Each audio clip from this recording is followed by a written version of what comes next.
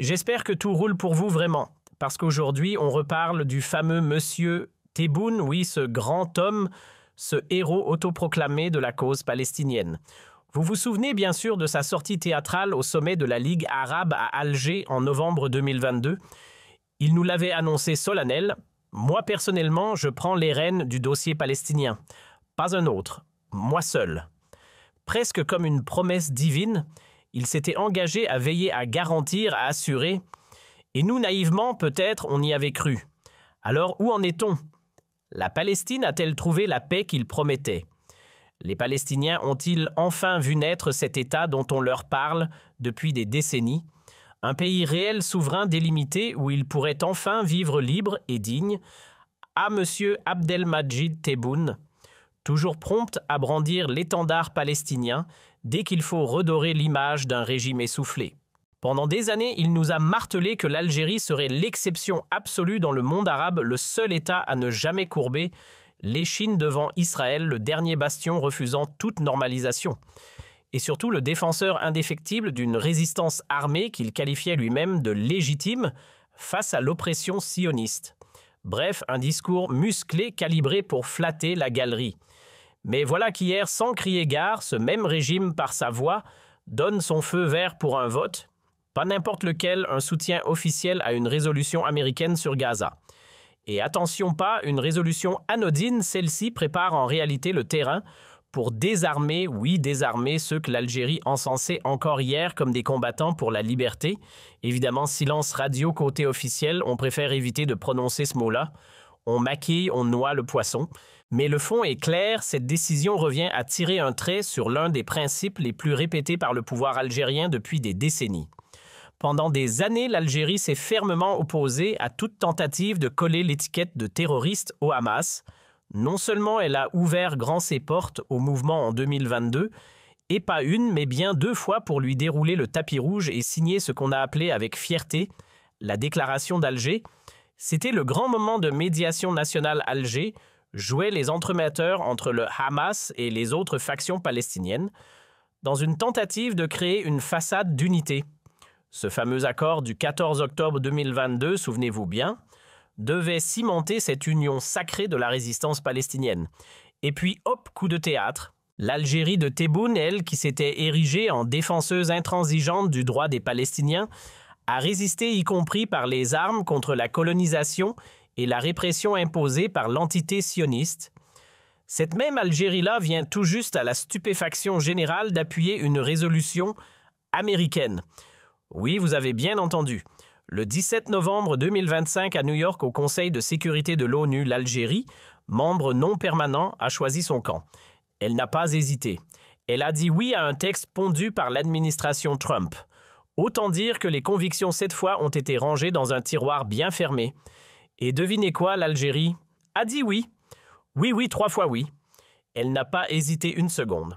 Parmi les 13 pays qui ont levé la main au Conseil de sécurité pour valider la fameuse résolution américaine, elle y était. Présente, active, consentante. Pendant que Pékin et Moscou faisaient au moins mine de douter, en s'abstenant, Alger, elle fonçait tête baissée. Même pas un petit signe d'hésitation, même pas un boycott symbolique, comme lors du vote sur le Sahara occidental fin octobre. Non, cette fois-ci, Tebboune a franchi un cap, il a validé noir sur blanc une initiative Made in USA.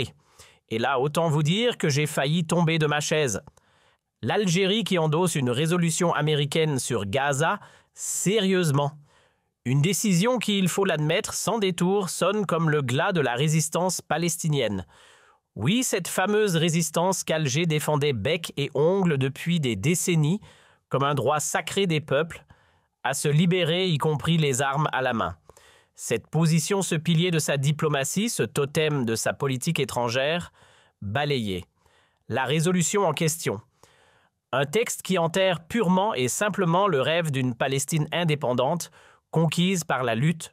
Et ce n'est pas juste une interprétation, c'est écrit noir sur blanc. Mais alors que contient vraiment ce fameux texte voté hier au Conseil de sécurité?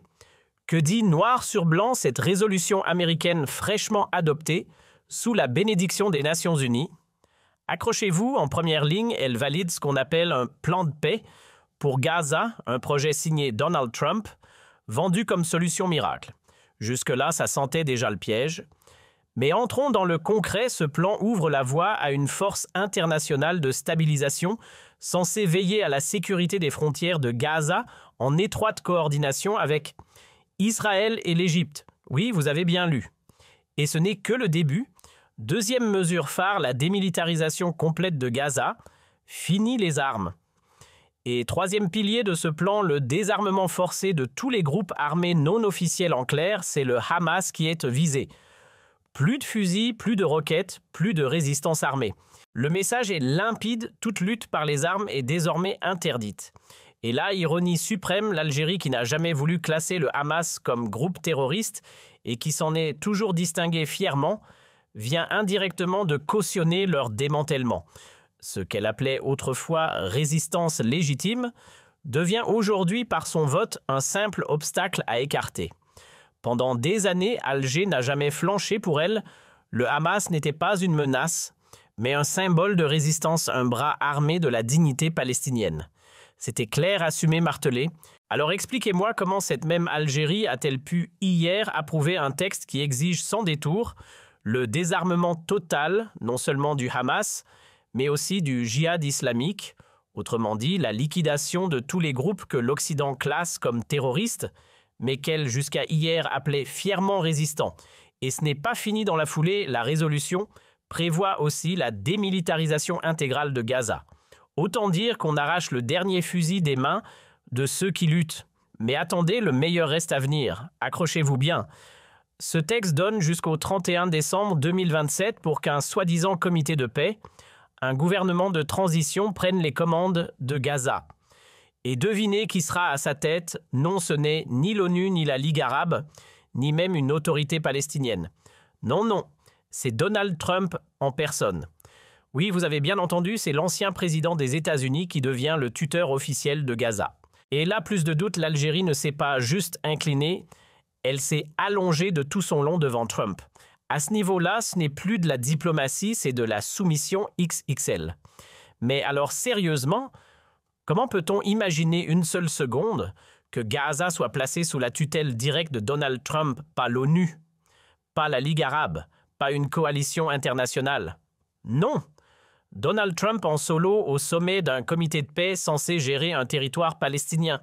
C'est comme confier les clés d'un orphelinat à un promoteur immobilier. Et le plan, c'est quoi? Eh bien, tant qu'aucune autorité palestinienne n'aura reçu l'aval des grandes puissances, comprendre feu vert de Washington jusqu'au 31 décembre 2026, ce sera ce comité de transition présidé par Trump qui prendra les commandes de Gaza, un gouvernorat made in USA en plein cœur du Proche-Orient. Mais attention, tout ça reste flou pour l'instant. On ne sait ni qui va piloter concrètement cette structure, ni comment elle va fonctionner. Les détails reportés à plus tard.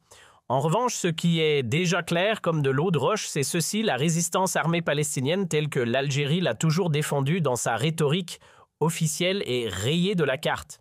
Le Hamas terminé. C'est la fin d'une époque. Et ça, que ça plaise ou non, c'est désormais inscrit dans une résolution votée avec la bénédiction d'Alger. C'est officiel, il ne reste plus rien. Plus d'ambiguïté, plus d'espoir. Tout est verrouillé. Gaza se retrouve désormais entre les mains d'une force de stabilisation internationale, une formule chic.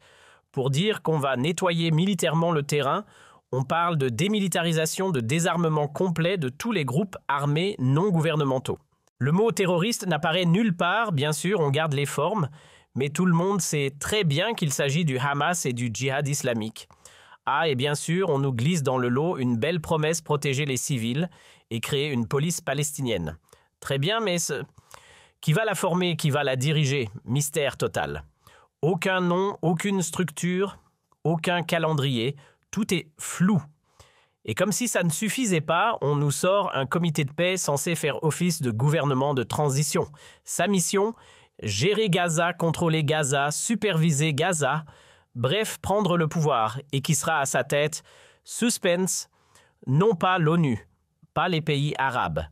Donald Trump, en personne.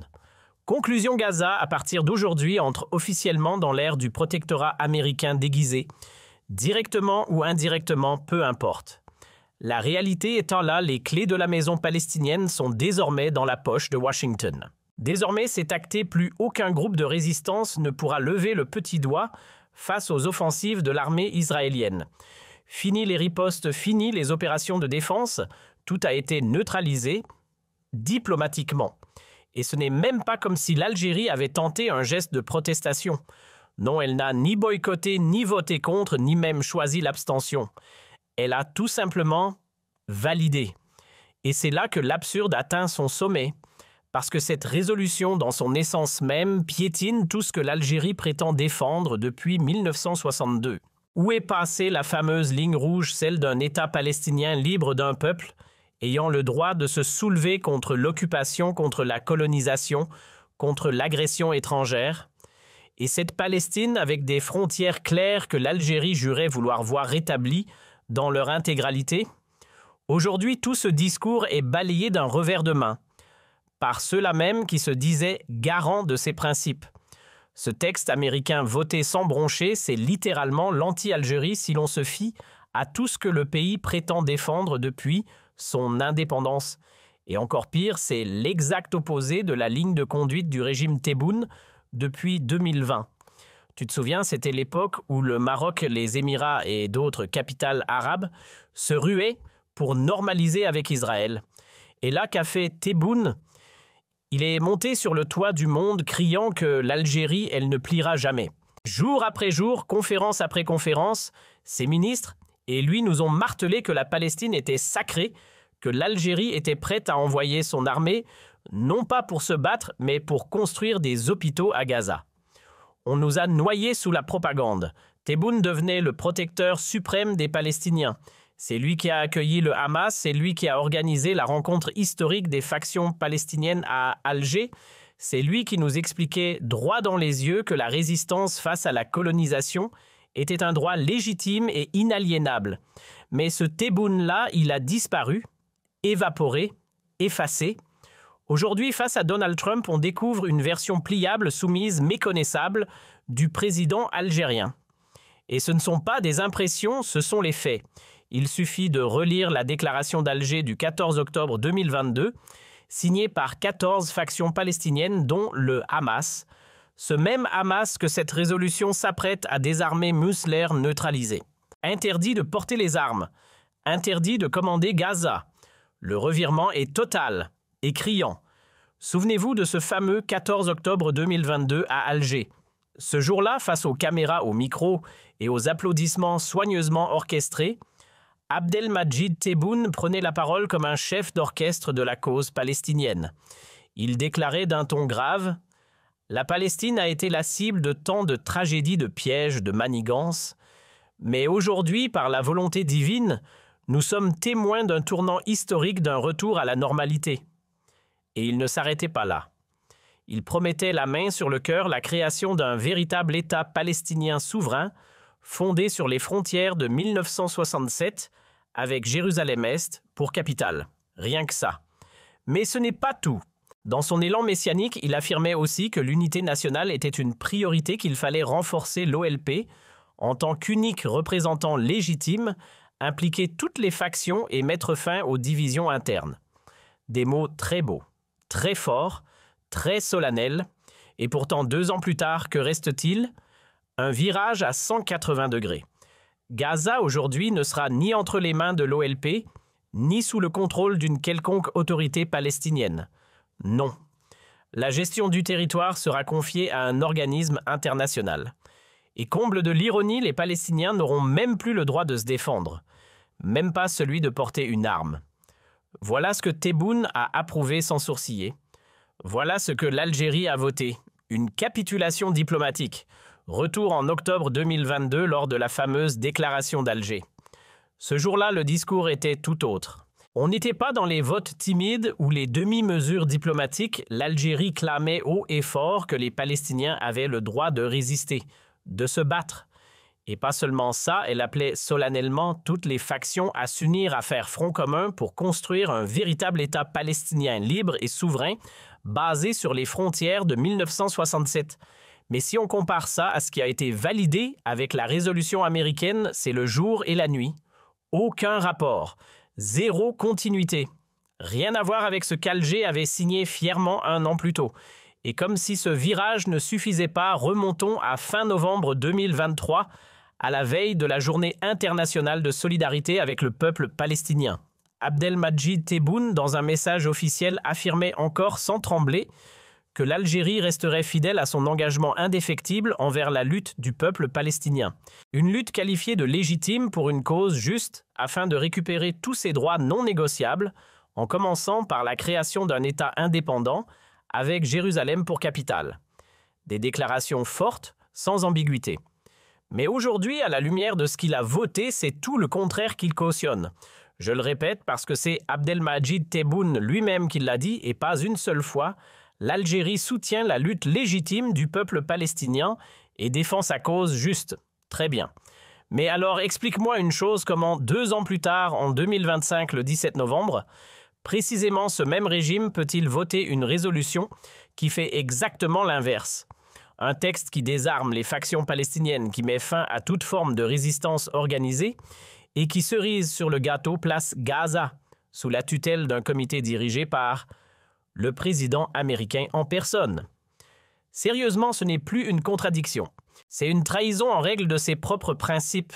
L'Algérie est littéralement en train de piétiner ses valeurs historiques, de rayer d'un trait ce qu'elle prétendait défendre depuis des décennies. C'est un virage brutal, une rupture totale. Et on ne parle pas d'un détail ou d'une nuance. Car en 2023, on glorifiait encore le peuple palestinien debout, malgré les humiliations, luttant avec des pierres, mais aussi avec des armes, face à une puissance d'occupation. Et là, soudainement, ce même peuple n'aurait plus le droit de se défendre. On lui interdit jusqu'à la possibilité de résister militairement, et tout cela avec le feu vert d'Alger. Désolé, mais c'est une incohérence monumentale, une dissonance totale, une négation pure et simple du discours de l'Algérie elle-même. C'est fascinant, vraiment. L'Algérie n'a jamais cessé de clamer haut et fort son appui indéfectible à ce qu'elle appelle la résistance palestinienne face à l'occupant sioniste. Cette phrase, répétée en boucle par le ministère des Affaires étrangères et relayée par la présidence, c'est presque devenu un slogan officiel. Et pourtant, quelle curieuse dissonance. On ne remonte même pas loin en 2024 dans les locaux du MSP, le Mouvement pour la Société et la Paix, autrefois surnommé le Hamas algérien. Une réunion a eu lieu. Et là, le message était limpide au nom du pouvoir en place. Le MSP affirmait que l'Algérie de Tebboune allait poursuivre son soutien inconditionnel à la lutte du peuple palestinien. L'objectif ? Toujours le même, soi-disant, permettre aux Palestiniens de continuer leur combat contre l'occupant israélien. Alors forcément, quand on met ces déclarations côte à côte, avec les votes récents, on ne peut s'empêcher de se gratter la tête. Il y a quelque chose qui ne colle pas. Une contradiction qui crève les yeux. On ne parle pas de nuances, ici. On parle de 2 planètes différentes. Ce que l'Algérie a voté récemment n'a absolument rien à voir avec les positions qu'elle a martelées pendant des années. Pour s'en rendre compte, il suffit de remonter à 2020. À cette époque, Abdelmadjid Tebboune, devant l'Assemblée générale de l'ONU à New York, répétait avec solennité que la cause palestinienne était au cœur des valeurs algériennes. Pas un simple dossier diplomatique, non un engagement sacré presque identitaire. Il avait alors insisté encore et encore sur le droit inaliénable du peuple palestinien à créer un État souverain et indépendant. Mais pas un État offert sur un plateau par une puissance étrangère. Non un État conquis par la lutte, par la résistance, y compris armée.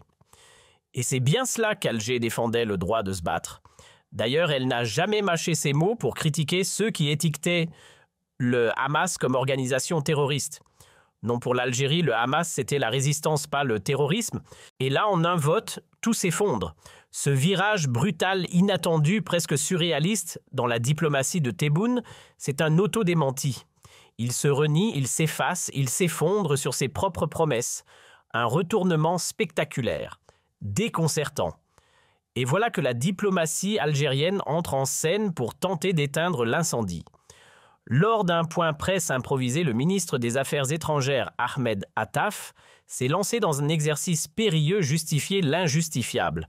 Selon lui, si Alger a décidé de lever la main pour appuyer cette fameuse résolution « Made in USA », C'est parce qu'elle repose, tenez-vous bien, sur les nobles intentions du texte, les motivations profondes qui l'accompagnent et surtout sur l'alignement supposé avec les positions des puissances régionales. Toujours d'après M. Attaf, ce texte américain serait en réponse à une urgence planétaire née de l'offensive israélienne sur Gaza, tout en respectant soi-disant les fondamentaux historiques du dossier palestinien.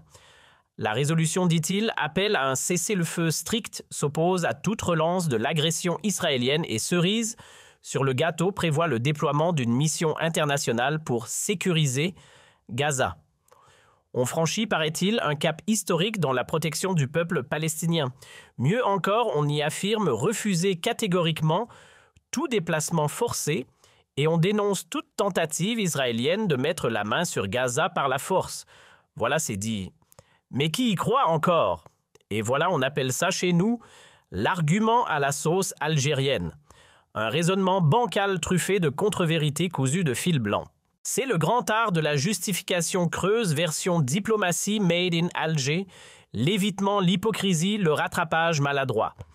Mais remettons les pendules à l'heure, à aucun moment l'Algérie n'a réclamé qu'une force étrangère vienne protéger les Palestiniens. Ce qu'elle a toujours exigé, c'est l'instauration d'un État palestinien indépendant reconnu comme tel par la communauté internationale.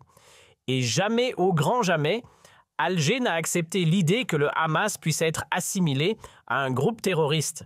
Pour l'Algérie, c'est un acteur armé, oui, mais de résistance et donc légitime. Alors maintenant, expliquez-nous comment bâtir un État si les Palestiniens se retrouvent désarmés, privés même du droit de se défendre face à l'une des machines de guerre les plus redoutables de la planète. Comment défendre sérieusement une cause palestinienne tout en acceptant qu'un bout de leur territoire soit désormais sous contrôle non pas de l'ONU, ni même d'une coalition arabe, mais d'un comité coiffé par Donald Trump en personne?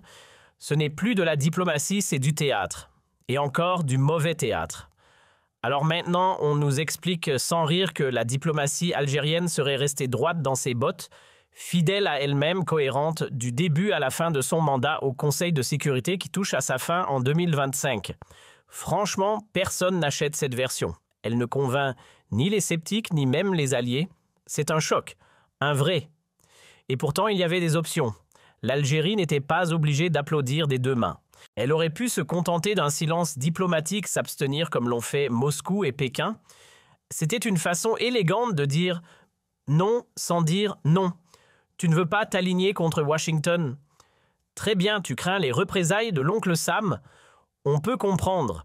Mais pourquoi cette adhésion totale? Pourquoi ce feu vert sans condition? Ce qui est incompréhensible, c'est cette géométrie variable. Alger a boycotté un vote crucial sur le Sahara occidental, son cheval de bataille historique, mais se précipite pour valider une résolution américaine sur Gaza. Donc selon cette logique, les Sahraouis, eux, ont le droit de prendre les armes contre Rabat. Mais les Palestiniens, eux, doivent déposer les leurs face à Tsahal, le front Polisario, oui. Le Hamas, non. Une résistance à deux vitesses selon qu'on vise Tel Aviv ou Rabat. La ligne de conduite d'Alger, elle est limpide et ce qu'elle révèle, c'est glaçant lorsqu'un pays vote en faveur d'un texte qui impose aux Palestiniens de rendre les armes, pendant que l'armée israélienne, elle conserve tanks, drones, F-16 et impunité totale. Il faut appeler un chat un chat. C'est accorder à l'occupant le droit de frapper, mais interdire à l'occupé même le droit de se défendre. Traduction, Israël peut continuer de faire la guerre, mais Gaza, elle doit rester désarmée. L'un garde son arsenal, l'autre doit s'incliner. Et là, on ne parle pas de symétrie militaire, on parle d'un déséquilibre assumé, cautionné par un vote algérien. Mais alors, question simple, pourquoi brandir si fièrement le soutien au Front Polisario, qui lui aussi a recours aux armes? Pourquoi faire tout un pataquès autour d'un conflit périphérique comme celui du Sahara occidental, alors que sur un enjeu majeur universel emblématique comme la Palestine, on se prosterne devant Washington et on suit la cadence imposée par Trump. Voilà la vérité nue face à Donald Trump, l'Algérie officielle a plié. Plié en deux. Et il faut avoir l'honnêteté de le dire tout haut. Pourquoi un tel revirement? Parce que le régime de Tebboune a aujourd'hui un besoin vital de la bénédiction de Washington. Il cherche désespérément une bouée de sauvetage pour sortir de son isolement diplomatique, sauver ce qui peut encore l'être de sa légitimité en miettes. et maintenir son pouvoir sous perfusion. Il le sait, son trône tangue dangereusement. Et si demain Donald Trump décidait de parrainer un mouvement d'opposition ou de lancer une salve de sanctions contre le pouvoir algérien, c'en serait fini de l'édifice. Alors non, ne soyons pas dupes, Palestine Sahara occidentale. Ce ne sont plus des causes, ce sont des slogans, des vitrines, des outils médiatiques pour endormir l'opinion publique, des paravents derrière lesquels se cache une diplomatie qui a troqué les principes contre la peur. Si au moins l'Algérie avait eu la décence de se désolidariser d'une résolution taillée sur mesure pour Israël, ce que tous les analystes reconnaissent, elle aurait pu préserver un peu de sa dignité historique. On parle de cessez-le-feu, certes, mais où est la paix? Rien n'est assuré. Tout est illusion.